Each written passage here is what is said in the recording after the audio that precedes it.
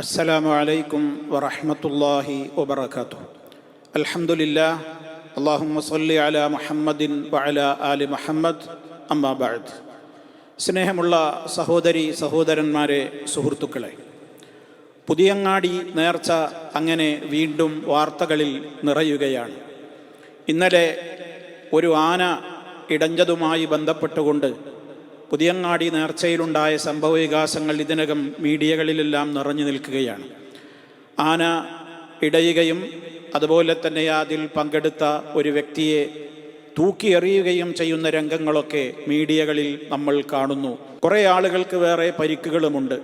എന്തോ ആകട്ടെ, ആന വിരണ്ടോടുക എന്നുള്ളതും ആന മനുഷ്യനെ ആക്രമിക്കുക എന്നുള്ളതുമൊക്കെ ആന കൂടുന്ന സ്ഥലങ്ങളിലും മറ്റു സ്ഥലങ്ങളിലും ആന ഇടപെടുന്ന ഇടങ്ങളിലൊക്കെ പലയിടത്തും ഉണ്ടാകുന്ന ഒരു കാര്യം തന്നെയാണ്.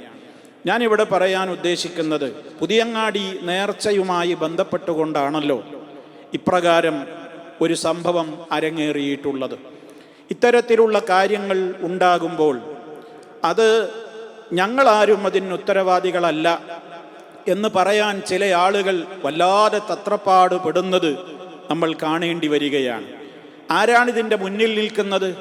സമസ്തയുടെ പുരോഹിതന്മാർ തന്നെ, ചില മുസ്ലിയാക്കന്മാർ തന്നെ. എന്താണ് കാരണം? അവരുടെ നേരെ വിരൽ ചൂണ്ടപ്പെടുകയാണ് ഇക്കാര്യത്തിൽ. എന്തുകൊണ്ട്? ഇത് നേർച്ച എന്ന പേരിലാണ് ഈ പരിപാടി നടക്കുന്നത് എന്നുള്ളത് കൊണ്ട് തന്നെ ഇതിനൊരു ഇസ്ലാമികമായ മാനം ഉണ്ട് എന്നുള്ളതാണ് ഈ ഒരു വിഷയത്തിലെ പ്രധാനപ്പെട്ട മർമ്മം. എന്നാൽ ഇസ്ലാമും ഈ വിധത്തിലുള്ള നേർച്ച എന്ന പേരിലുള്ള തോന്നിവാസവുമായി യാതൊരു ബന്ധവുമില്ല എന്നുള്ളതാണ് ഏറ്റവും പ്രാധാന്യപൂർവം നമ്മൾ മനസ്സിലാക്കിയിരിക്കേണ്ടത്. അവിടെ യാഹൂത്തങ്ങൾ എന്ന പേരിൽ ഒരു തങ്ങളുടെ പേരിലാണ് ഈ നേർച്ച അരങ്ങേറുന്നത്. യാഹൂത്തങ്ങൾ എന്ന പേരിൽ അറിയപ്പെടുന്ന ഈ വ്യക്തി, ഇയാളുടെ ഒറിജിനൽ പേര് അബ്ദുൽ ഖാദിർ എന്നാണ് പറയപ്പെടുന്നത്. അടുത്ത കാലത്ത് ഏതോ ഒരു 100 കൊല്ലമോ എത്രയോ മുമ്പ് മബ്ബറ തങ്ങളുടെ കാലത്താണ് ജീവിച്ചത് എന്നൊക്കെയാണ് പറയപ്പെടുന്നത്. എന്തോ ആവട്ടെ, അയാളുടെ പേരിൽ അവിടെ 2 ജാറങ്ങളുണ്ട്. ഇതെൻ്റെ പ്രിയപ്പെട്ട ആളുകൾ മനസ്സിലാക്കിയിരിക്കണം. ഈ സമസ്ത പുരോഹിതന്മാർ ഈ സമൂഹത്തെ അന്ധവിശ്വാസത്തിലേക്ക്, ശിർക്കിലേക്ക്, കുഫറിലേക്ക് കൊണ്ടുപോകുന്നതിൻ്റെ ഉദാഹരണമാണ് ഈ പുതിയങ്ങാടി നേർച്ചയുമായി ബന്ധപ്പെട്ടുകൊണ്ടുള്ള എല്ലാ കാര്യങ്ങളും. നമ്മൾ ആലോചിച്ചു നോക്കുക, ഈ യാഹൂത്തങ്ങൾ എന്ന് പറയുന്നയാൾ മരണപ്പെട്ടപ്പോൾ അയാളുടെ പേരിൽ എങ്ങനെയാണ് ഒരു നാട്ടിൽ 2 ദർഗകൾ ഉണ്ടായത്? രണ്ടിടത്തും ഇസ്ലാം അനാചാരമാണെന്ന് ശക്തമായി പഠിപ്പിച്ചിട്ടുള്ള ജാറം കെട്ടിപ്പടുത്തുകൊണ്ട് ഉയരമുള്ള ജാറമുണ്ടാക്കിയിരിക്കുന്നു. അതിന്മേൽ പട്ടുമൂടിയിരിക്കുന്നു.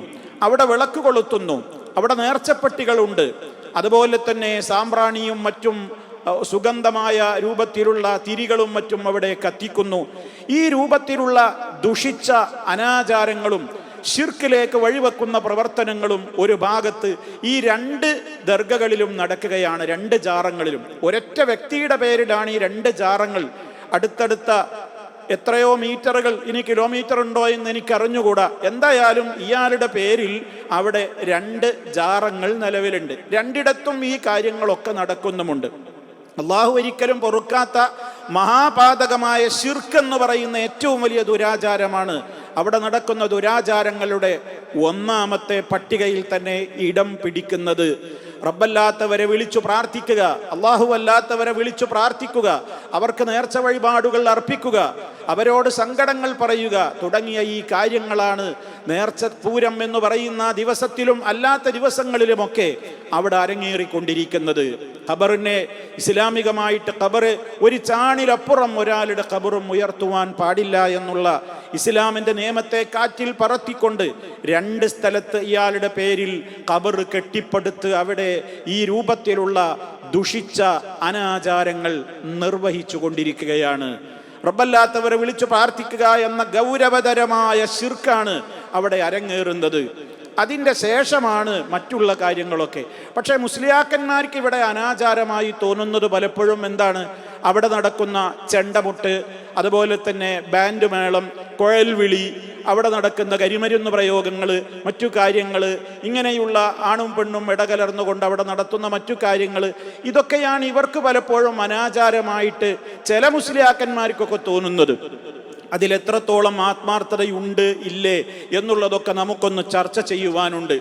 അതുകൊണ്ട് തന്നെ സഹോദരങ്ങളെ, ഞാൻ എൻ്റെ തുടങ്ങിയ വിഷയത്തിലേക്ക് വരാം.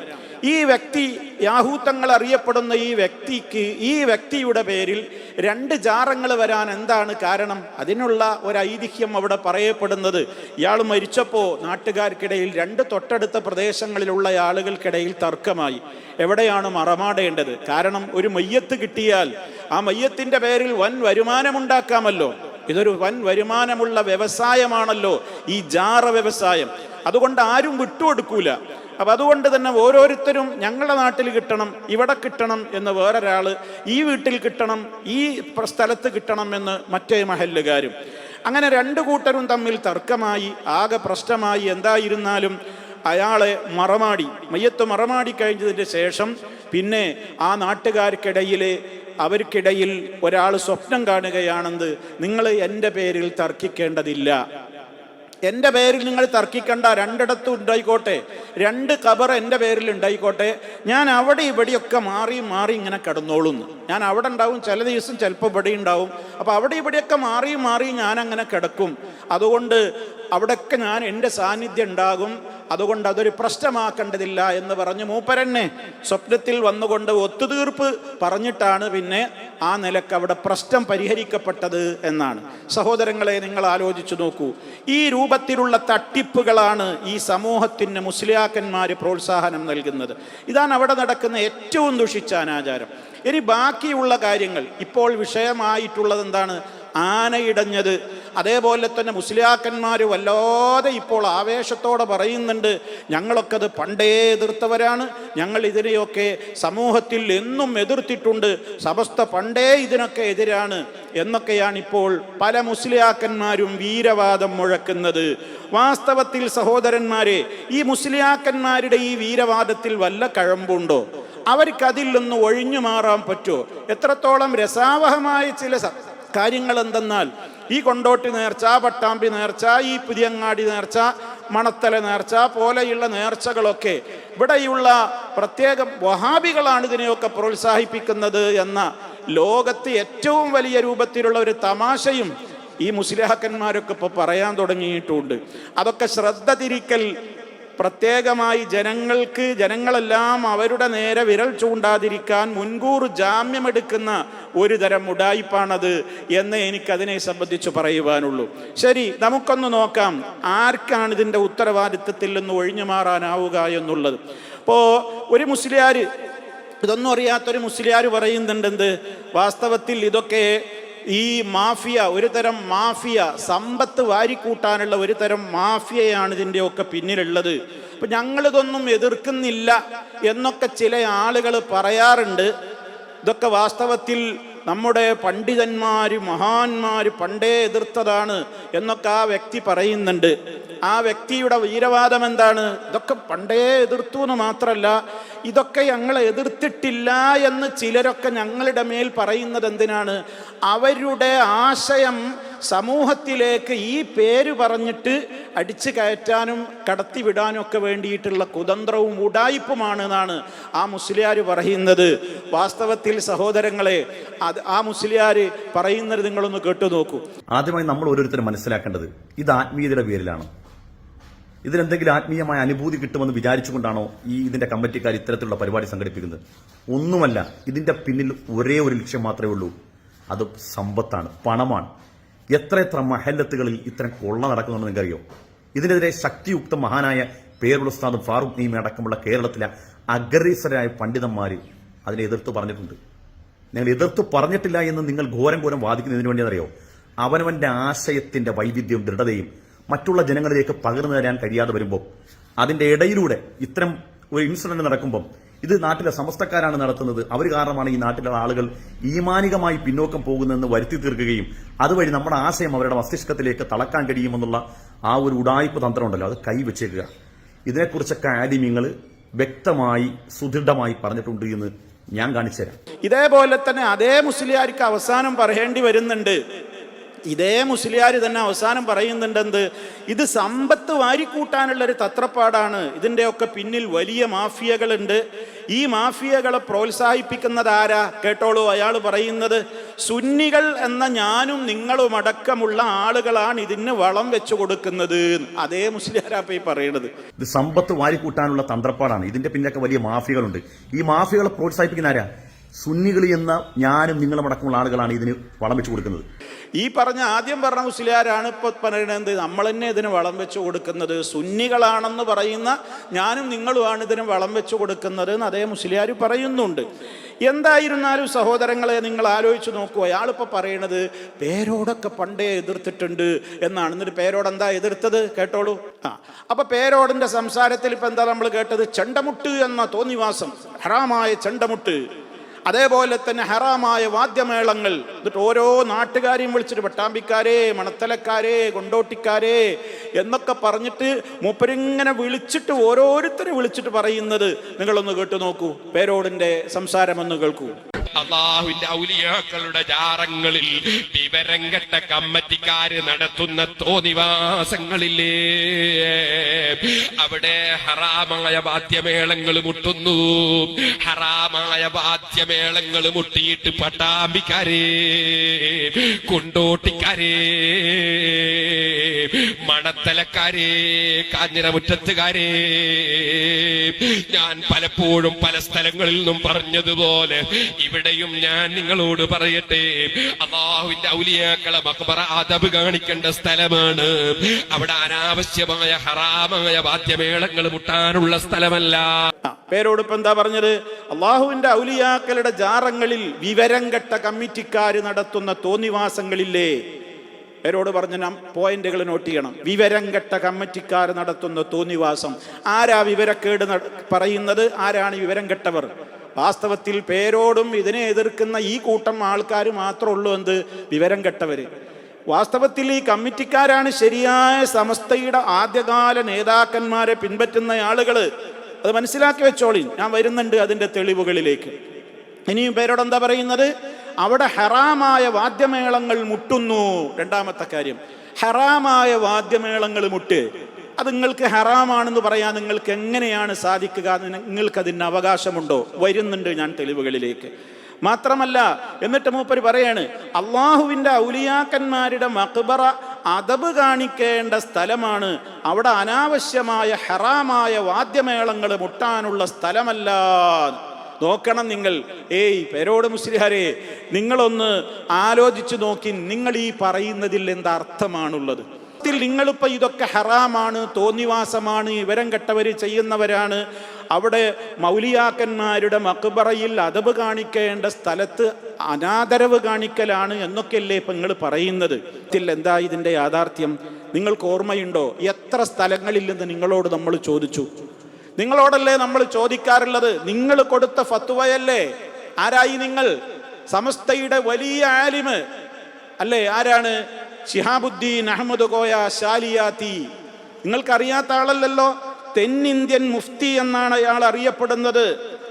അദ്ദേഹം അറിയപ്പെടുന്നത് എങ്ങനെയാണ്? തെന്നിന്ത്യൻ മുഫ്തി ശിഹാബുദ്ദീൻ അഹമ്മദ് കോയ ശാലിയാത്തി. അദ്ദേഹം നൽകിയ ഫത്വ എന്താണ്? ആ ഫത്വ അദ്ദേഹത്തോട് ചോദിക്കപ്പെടുകയാണ്. മഹാന്മാരായ ആളുകളുടെ മഖ്ബറകളിലേക്ക് നേർച്ചകൾ നടത്തുന്ന സ്ഥലങ്ങളിലും അതിൻ്റെ പരിസരങ്ങളിലും, ചോദ്യമാണ് ഞാൻ വായിക്കുന്നത്, നേർച്ചകൾ നടത്തുന്ന സ്ഥലങ്ങളിലും അതിൻ്റെ പരിസരങ്ങളിലും വെച്ച് അന്യ സ്ത്രീ പുരുഷന്മാർ തമ്മിൽ കലരുന്നു. ചെണ്ടമുട്ട്, കുഴൽവിളി എന്നിങ്ങനെയുള്ള വാദ്യാഘോഷങ്ങൾ നടക്കുന്നു. കരിമരുന്ന് പ്രയോഗം, ഗാനമേള എന്നിത്യാദികളും സംഘടിപ്പിക്കുന്നു. അങ്ങനെ പലതും നടക്കുന്ന ആ നിശ്ചിത ദിവസങ്ങളിൽ തന്നെ അവിടെ സിയാറത്തിന് പോകേണ്ടതില്ല എന്നിങ്ങനെയാണ് ആണ്ട് നേർച്ചയെ പറ്റി നല്ലവരായ ചിലരുടെ ആക്ഷേപം. ഇതൊരാൾ ചോദ്യം കൊടുത്തതാണ്. അതിന് ഈ ശിഹാബുദ്ദീൻ അഹമ്മദ് കോയ ശാലിയാത്തി എന്ന് പറയുന്ന, അത് രണ്ട് സമസ്തക്കാർക്കും ബാധകമാണ് ഞാൻ ഈ പറയുന്നത്. AP സമസ്തയാവട്ടെ, ജിഫിരി സമസ്തയാവട്ടെ, ഏത് സമസ്തയാണെങ്കിലും അവരൊക്കെ ആദരിക്കുന്ന വലിയ പണ്ഡിതനാണ് ആര്? ശിഹാബുദ്ദീൻ അഹമ്മദ് കോയ ശാലിയാത്തി. മൂപ്പര് പറയുന്നത് നോക്കൂ, ചെണ്ടമുട്ട്. കൂബത്ത് തുടി ഒഴികെയുള്ള എല്ലാ ചെണ്ടമുട്ടുകളും ഹലാലാണെന്നതിൽ റാഫിഈ ഇമാമും നവവി ഇമാമും ഒത്തിരിക്കുന്നു എന്ന് മിൻഹാജിലും അതിൻ്റെ ശറഹായ തുഹഫ, നിഹായ, മുഗ്നി, സിറാജുൽ ഖാജ് മുതലായവകളിലും പറഞ്ഞിരിക്കുന്നു. മൻഹജിന്റെ ഹാഷിയയിൽ അല്ലാമത്തുൽ ബുജൈരിമി തുടിയല്ലാത്ത എല്ലാ ചെണ്ടകളും ഹലാലാണെന്നാണ് നിയമം എന്ന് പറഞ്ഞിട്ടുണ്ട്. അപ്പൊ നോക്കൂ, ചെണ്ടയിൽ ഏത് മാത്രമേ ഇപ്പൊ ഹറാമുള്ളൂ? തുടി ഹറാമാണ്. ഏതാണ് ഈ തുടി എന്ന് പറഞ്ഞാൽ?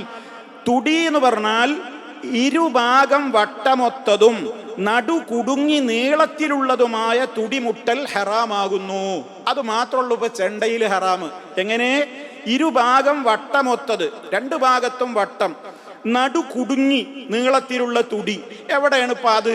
പുതിയങ്ങാടി നേർച്ചയിൽ എവിടെ അത് മുട്ടല്? പട്ടാമ്പി നേർച്ചയിൽ എവിടെയാണത് കാണുന്നത്? അവിടെ കാണുന്നത് ബാൻഡ് മേളം, അവിടെ മുട്ടുന്ന ശിങ്കാരി മേളം, അവിടുത്തെ ചെണ്ടയും ഒക്കെ നിങ്ങൾ ഈ പറയുന്ന തുടിയാണോ? അല്ല. ഇനി നിങ്ങൾ നോക്കൂ ഫത്വ.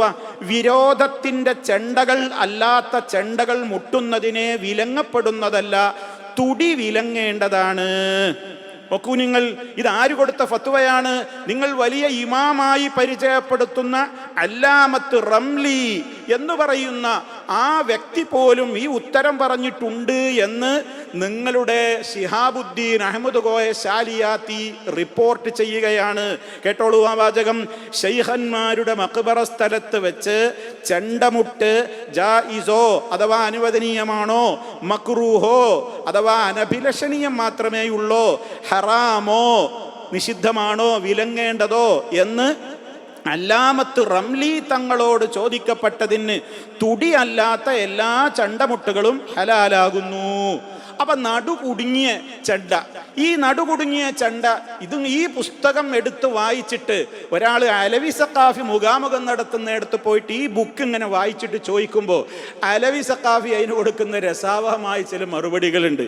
അപ്പൊ ഈ ചോദ്യകർത്താവ് ഈ ചോദ്യം ഇങ്ങനെ ചോദിക്കുകയാണ്, അല്ല ഈ ചെണ്ട മുട്ട് അത് അനുവദനീയമാണല്ലോ ഈ ബുക്കിൽ നിങ്ങളുടെ ആലിമീങ്ങൾ ഫത്വ കൊടുത്തിട്ടുള്ളത്. ആ ബുക്ക് പറഞ്ഞ ചെണ്ടയാണ് ഹറാമുള്ളൂ, അല്ലാത്ത ചെണ്ടക്ക് എന്താ കുഴപ്പം?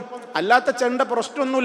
അപ്പൊ ചോദ്യകർത്താവ് വീണ്ടും ചോദിക്കാണ്, നടു കുടുങ്ങലാണോ അപ്പൊ ഒരു കാര്യം ഹറാമാകലും അല്ലാത്തതിൻ്റെ ഒക്കെ മാനദണ്ഡം എന്ന് ചോദിക്കുമ്പോൾ, അപ്പൊ നോക്കൂ നിങ്ങൾ, ആ ചോദ്യകർത്താവ് ചോദിക്കാണ്, അപ്പൊ നടു കുടുങ്ങലാ അപ്പൊ നിങ്ങളെ ഹറാമിനുള്ള മാനദണ്ഡം? അപ്പോ അലവി സഖാഫി പറയുന്നതിന് മറുപടിൻ്റെ കേട്ടോളൂ.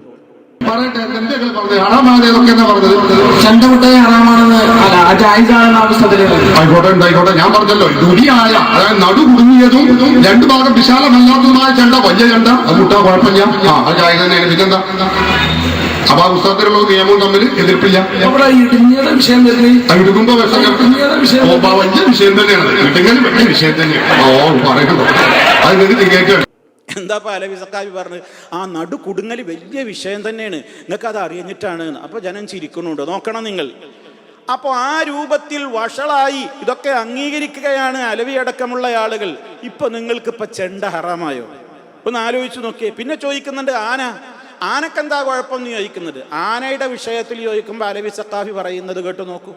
വേറെന്താ മുട്ടിൽ? ആനക്കെന്താ കുഴപ്പം? ആന എന്ന് പറഞ്ഞ ഹറാമെന്ന് അറിയിക്കുന്നുണ്ടോ? ഖുർആനിൽ പറയുമ്പോൾ ആനനെ തൊടാൻ പാടില്ല, കാണാൻ പാടില്ല, ഉപയോഗിക്കാൻ പാടില്ല. നോക്ക് നിങ്ങൾ, ആനക്കെന്താ കുഴപ്പം? ആന ഒരു ജീവിയല്ലേ, അതിനിപ്പോൾ എന്താ തകരാറ്? മാത്രല്ല, ആന എന്നൊക്കെ പറയുന്നത് ഇന്ന് അനാചാരമായിട്ടോ അല്ലെങ്കിൽ ആ നിലക്കുള്ളൊരു കാര്യമായിട്ടോ എണ്ണപ്പെടുന്നില്ല.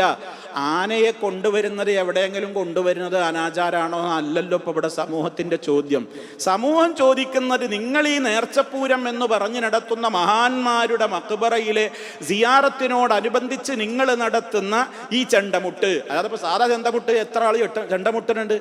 ആ രൂപത്തിലുള്ളതല്ലല്ലോ ഇവിടെ പ്രശ്നം. നിങ്ങൾ പറയുന്ന ഈ ജാറങ്ങളുടെ പരിസരത്ത് അവിടെ നടക്കുന്ന ചെണ്ടമുട്ട്, ആ രൂപത്തിലുള്ള കുഴൽവിളി കാര്യങ്ങളെ കുറിച്ചാണ് ചോദ്യം. അപ്പൊ നിങ്ങൾ വെറുതെ കണ്ണടച്ച് ഇരുട്ടാക്കല്ലേ സഖാഫികളെ, മുസ്ലിയാക്കളെ. വളരെ വിനീതമായി നിങ്ങളോട് പറയുകയാണ്, കാര്യം വളരെ വ്യക്തമായി ജനങ്ങളൊക്കെ മനസ്സിലാക്കുന്നുണ്ട്.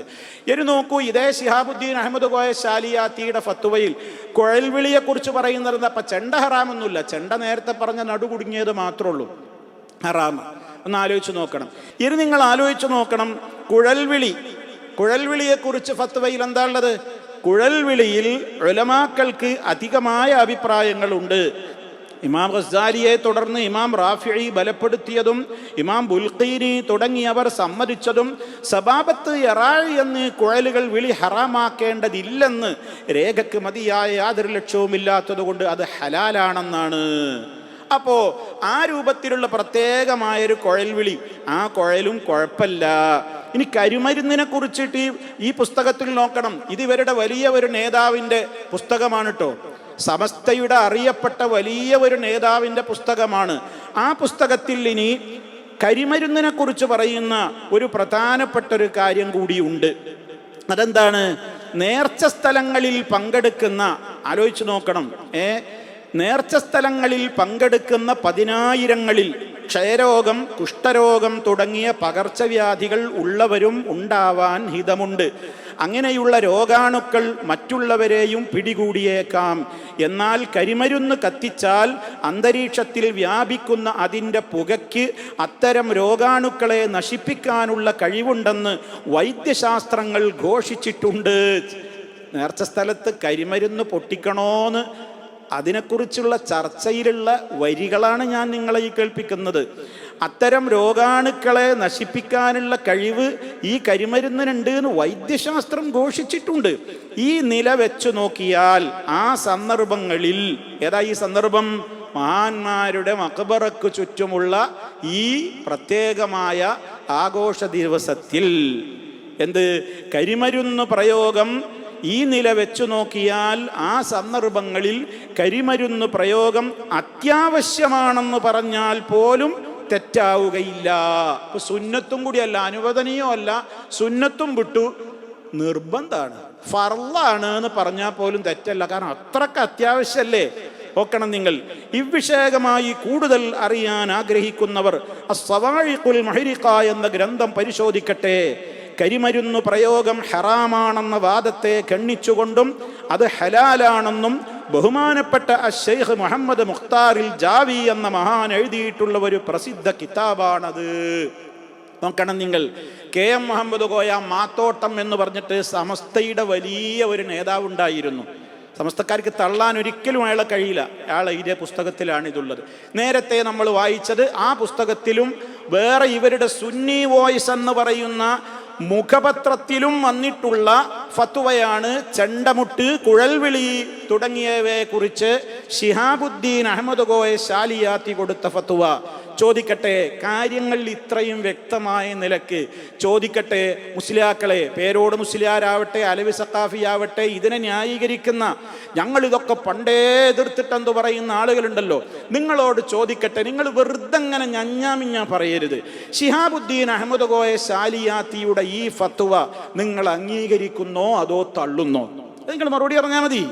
ഞങ്ങളത് തള്ളുന്നു, ഞങ്ങളത് അംഗീകരിക്കുന്നില്ല എന്ന് പറഞ്ഞാൽ പിന്നെ നിങ്ങളോട് ഞങ്ങൾ ഇനി വർത്തമാനം പറയണില്ല. നിങ്ങളത് തള്ളുന്നു എന്ന് പറഞ്ഞാൽ പിന്നെ ഇപ്പം നമ്മൾ പറയേണ്ടതില്ലല്ലോ. അതിൽ തന്നെ ഉദ്ധരിച്ചല്ലോ ഇമാം റംലി, അല്ലാമ റംലി പറഞ്ഞിട്ടുണ്ട്. അല്ലാമ റംലിയെ ഈ വിഷയത്തിൽ നിങ്ങൾ അംഗീകരിക്കുന്നുണ്ടോ ഇല്ലേ? അതിന് മറുപടി പറയൂ നിങ്ങൾ. മാത്രമല്ല, മമ്പർത്ത തങ്ങൾക്ക് മുട്ടും വിളി ഭയങ്കര ഇഷ്ടായിരുന്നു എന്നാണ് നിങ്ങൾ എഴുതി വെച്ചിട്ടുള്ളത്. തീർന്നില്ല. കുണ്ടൂര് നിങ്ങൾ പറയുന്നൊരു വലിയ വലിയല്ലേ കുണ്ടൂര്. എന്നിട്ട് വാ കുണ്ടൂരേന്ന് അള്ളാന്റെ റസൂല് വരെ വിളിച്ച ആള്. ഈ കുണ്ടൂര് എന്ന് പറയുന്ന നിങ്ങളുടെ ഈ വലിയ എല്ലാ മുട്ടുംവിളി നേർച്ചകൾക്കും പോകാറ് പതിവുണ്ടായിരുന്നു എന്ന് നിങ്ങളുടെ പ്രസിദ്ധീകരണത്തിലാണ് എഴുതി വിട്ടിട്ടുള്ളത്. പെരുമ്പടപ്പ് കുഞ്ഞഹമ്മദ് മുസ്ലിയാര് ഈ നേരത്തെ പറഞ്ഞ അല്ലാമ റംലിയുടെ പ്രത്യേകമായ ആ ഫത്വ ഉദ്ധരിച്ചുകൊണ്ട് അത് അനുവദിക്കപ്പെട്ട ഒരു കാര്യമാണ് എന്ന് അദ്ദേഹം പറഞ്ഞിട്ടുണ്ട് എന്നുള്ളതാണ് നിങ്ങൾ എഴുതി വച്ചിട്ടുള്ളത്. ഇങ്ങനെ എത്രയെത്ര വ്യക്തികൾ ഇതൊക്കെ അനുവദനീയമാണ് എന്ന് പറഞ്ഞിട്ടുണ്ട്. എന്നിട്ട് ഇപ്പോൾ ഇവർ വന്നിട്ട് പറയണത് ഇതൊക്കെ വഹാബികൾ ഞങ്ങളുടെ പേര് വെച്ച് കെട്ടുകയാണ്, മുജാഹിദുകൾ ഞങ്ങളുടെ പേരിൽ ഇല്ലാത്തത് പറഞ്ഞുണ്ടാക്കുകയാണ് എന്ന് പറഞ്ഞാൽ അതുകൊണ്ടൊന്നും രക്ഷപ്പെടാനാവില്ല എന്നാണ് നമുക്ക് പറയുവാനുള്ളത്. അതുകൊണ്ട് തന്നെ സഹോദരങ്ങളെ, നിങ്ങൾ കൃത്യമായി തന്നെ മനസ്സിലാക്കണം, ജാറങ്ങളിൽ നടക്കുന്ന ഏറ്റവും വലിയ ദുരാചാരം അവിടെ ഖബർ കെട്ടിപ്പടുത്ത് അതിന്മേൽ കുമ്മായവും പെയിന്റുമൊക്കെ അടിച്ച് അവിടെ നടത്തുന്ന ഇത്തരത്തിലുള്ള ഈ ഉറൂസുകളും ഉത്സവങ്ങളും അതിൻ്റെ മറവിൽ അതിൻ്റെ പേരിൽ അവരോട് നേരിട്ടുള്ള പ്രാർത്ഥനകളും എല്ലാം അവിടെ നടക്കുന്ന ശിർക്കും ബിദ്അത്തുമായ ഒട്ടേറെ ദുരാചാരങ്ങളുണ്ട്. ഇതിനൊക്കെ വളം വെച്ചു കൊടുത്തത് ഈ മുസ്ലിയാക്കളുടെ തലതൊട്ടപ്പന്മാരായ നേതാക്കൾ തന്നെയാണ്. എന്നിട്ട് ഇപ്പൊ പ്രശ്നങ്ങൾ ഉണ്ടാകുമ്പോൾ മുൻകൂർ ജാമ്യം എടുക്കുകയാണ്. ഞങ്ങൾ ഇതിൽ നിന്നൊക്കെ ഒഴിവാണ്, ഞങ്ങൾ ഇതിനെയൊക്കെ പണ്ടേ എതിർത്തവരാണ്. ഇനി 1951 കഥ പറയാറുണ്ട്. EK മുസ്ലിയാക്കന്മാരും പറയും, AP മുസ്ലിയാക്കന്മാരും പറയാറുണ്ട്. 51 സമസ്ത ഇതിനെതിരെ പ്രമേയം പാസ്സാക്കിയിട്ടുണ്ട്. പ്രമേയം പാസ്സാക്കിയിട്ട് വല്ല കാര്യം ഉണ്ടായോ? അയാൾക്ക് മറുപടി കൊടുക്കാൻ വേണ്ടിയിട്ട് ഏൽപ്പിക്കപ്പെട്ട ആളുകൾ കൃത്യമായി മറുപടിയാണ്ട് എഴുതി. അതിനെ ആ രൂപത്തിൽ നടക്കുന്ന അനാചാരങ്ങളെ ഇതൊക്കെ അനാചാരങ്ങളാണെന്ന് വെട്ടിത്തുറന്നു പറഞ്ഞു ആര്? സമസ്തയിലെ ഒരു പണ്ഡിതൻ. അതാരാന്നറിയോ? കാടേരി എന്നു പേരിലുള്ള ഒരു പ്രസിദ്ധനായ സമസ്തയുടെ പണ്ഡിതനുണ്ടായിരുന്നു. അദ്ദേഹത്തിൻ്റെ പേര് അബുൽ കമാൽ കാടേരി എന്നാണ് അദ്ദേഹം അറിയപ്പെടുന്നത്. അദ്ദേഹം ആ കാലഘട്ടത്തിൽ ഇങ്ങനെ ഒരു ലേഖനം എഴുതി. എന്തിന്? ഈ രൂപത്തിലുള്ള നേർച്ചപ്പൂരങ്ങളിൽ നടക്കുന്ന ദുരാചാരങ്ങൾക്കെതിരെ അദ്ദേഹം എന്നൊരു ലേഖനം എഴുതി. പക്ഷേ അദ്ദേഹത്തിനെ അതിൻ്റെ പേരിൽ അൽബയാൻ പത്രത്തിൽ നിന്ന് കുന്നിക്ക് പിടിച്ച് പുറത്തുക്കാണ്ട് എറിഞ്ഞു സമസ്തയുടെ ആലിമീങ്ങൾ. നിങ്ങൾക്കറിയോ? നിങ്ങളെ എതിർത്തു എന്ന് പറയുന്നുണ്ടല്ലോ സമസ്തക്കാരെ. സമസ്തയുടെ കൂട്ടത്തിലുള്ള ഒരാൺകുട്ടി ഈ ദുരാചാരത്തെ എതിർത്തതിൻ്റെ പേരിൽ നിങ്ങൾ അയാളെ അൽബയാനിന്റെ പത്രാധിപസ്ഥാനത്ത് നിന്ന് പിടിച്ചു പുറത്താക്കിയില്ലേ? എന്നിട്ടല്ലേ ഈ പറയുന്ന വരികളൊക്കെ പിന്നീട് നിങ്ങൾ എഴുതിയത്? അപ്പൊ ഞങ്ങളിത് പണ്ടേ എതിർത്തിട്ടുണ്ട് എന്നുള്ള ഉഡായിപ്പ് കൊണ്ടൊന്നും വരണ്ട. എതിർത്ത ആൾക്കാർക്ക് സമസ്തയിൽ സ്ഥാനം ഉണ്ടായിട്ടില്ല എന്ന് നിങ്ങൾ മനസ്സിലാക്കണം. അതുകൊണ്ട് ആവർത്തിച്ച് ഓർമ്മപ്പെടുത്തുന്നു, ഇത്തരത്തിലുള്ള സർവ്വ ദുരാചാരങ്ങളും ഏറ്റവും അതിൻ്റെ ഉത്തരവാദിത്തം മുസ്ലിയാക്കളെ നിങ്ങൾക്ക് തന്നെയാണ്. ഞങ്ങൾ അതിന് ഉത്തരവാദികളല്ല എന്ന് നിങ്ങൾ പറഞ്ഞൊഴിഞ്ഞു മാറിയിട്ട് കാര്യമില്ല. കാരണം നിങ്ങളൊക്കെ ഏറ്റവും ചോദ്യം ചെയ്യാത്ത വലിയ ഇമാമീങ്ങളെന്ന് പറയുന്ന മഹാരഥന്മാരും മഹാന്മാരുമെന്ന് നിങ്ങൾ വിശേഷിപ്പിക്കുന്ന 4 മദ്ഹബിലും അഗാധ പാണ്ഡിത്യമുള്ള മുഫ്തിയായ തെന്നിന്ത്യൻ മുഫ്തി എന്നറിയപ്പെടുന്ന ശിഹാബുദ്ദീൻ അഹമ്മദ് കോയ ശാലിയാത്തി, കോഴിക്കോട് ചാലിയത്തുകാരനാണ്. അദ്ദേഹത്തിൻ്റെ ഫത്വയാണ് ഞാൻ നിങ്ങളെ കേൾപ്പിച്ചത്. പറയൂ, നിങ്ങൾ തള്ളുന്നോ കൊള്ളുന്നോ? അതറിഞ്ഞിട്ട് ബാക്കി പിന്നീട് പറയാം. അല്ലാഹു സുബ്ഹാനഹു വ തആല നേരറിയാൻ, നേരിൻ്റെ പാതയിൽ മുന്നോട്ട് പോകുവാൻ എല്ലാവർക്കും തൗഫീഖ് പ്രദാനം ചെയ്യുമാറാകട്ടെ. വൽഹംദുലില്ലാഹി റബ്ബിൽ ആലമീൻ. വസ്സലാമു അലൈക്കും വറഹ്മത്തുള്ളാഹി വബറകാതുഹു.